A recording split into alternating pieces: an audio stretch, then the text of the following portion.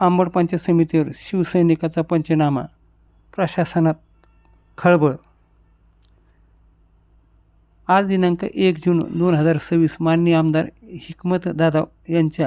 हिकमतदादा उडान यांच्या आदेशानुसार आज पंचायत समिती अंबड येथे झालेल्या अचानक पंचनामा व तपासणी कारवाईमुळे प्रशासनात एकच खळबळ उडाली. तहसील कार्यालयातील अधिकाऱ्याच्या उपस्थितीत सकाळी 10:30 वाजता करण्यात आलेल्या या धडक तपासणीत अधिकारी व कर्मचाऱ्याची चांगलीच तारंबळ उडाल्याचे चित्र पाहायला मिळाले.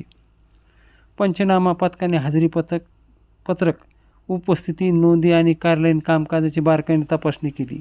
एकूण 19 अधिकारी व कर्मचारी कार्यरत असल्याची नोंद असताना प्रत्यक्षात उपस्थितीबाबत अनेक प्रश्न उपस्थित झाले. काही कर्मचारी दौऱ्यावर, काही प्रतिनियुक्तीवर तर काही रजेवर असल्याची माहिती हजेरी पत्रकातून समोर आली. अचानक झालेल्या या तपासणीमुळे कार्यालयात धावपळ सुरू झाल्याचे प्रत्यक्षदर्शींनी सांगितले. गेल्या काही दिवसापासून पंचायत समितीच्या कामकाजाबाबत नागरिकांमध्ये नाराजी व्यक्त होत होती. याच पार्श्वभूमीवर ही कारवाई करण्यात आल्याची चर्चा तालुक्यात रंगली आहे.